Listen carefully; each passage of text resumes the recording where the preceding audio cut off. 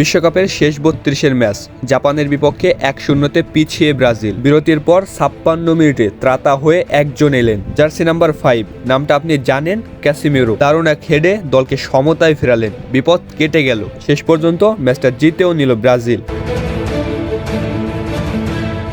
২০২৫-২৬ মৌসুমে ম্যানচেস্টার ইউনাইটেডের হয়ে ৯ গোল করেন ক্যাসিমিরো, যা এক মৌসুমে যে কোনো ক্লাবের হয়ে তার সর্বোচ্চ। বোঝাই যাচ্ছে গত মৌসুমে সময়টা বেশ ভালোই গেছে ক্যাসিমিরোর।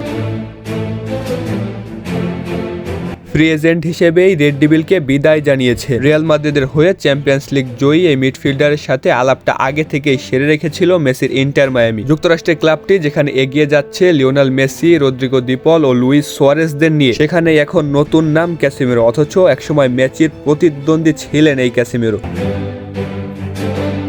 ক্যাসিমিরো রিয়াল মাদ্রিদ ও লিওনেল মেসি খেলতেন বার্সেলোনায়। প্রায় ৯ বছর তারা রাইভাল হিসেবেই খেলেছেন। এখন তারা সতীর্থ হয়েই একই ক্লাবকে প্রতিনিধিত্ব করবেন, যেখানে মেসির কোনো গোলে সরাসরি অবদান রাখবেন ক্যাসিমিরো। আগে তার কাজটা ছিল মেসিকে আটকে রাখা, সেখানেই তিনি আজ মেসির সতীর্থ হয়ে তার গোলে অবদান রাখবেন। সময়টা হয়তো এভাবেই বদলায়, প্রতিপক্ষ একদিন সতীর্থ হয়। নাফিস বিন আনিস, টাচলাইন স্পোর্টস।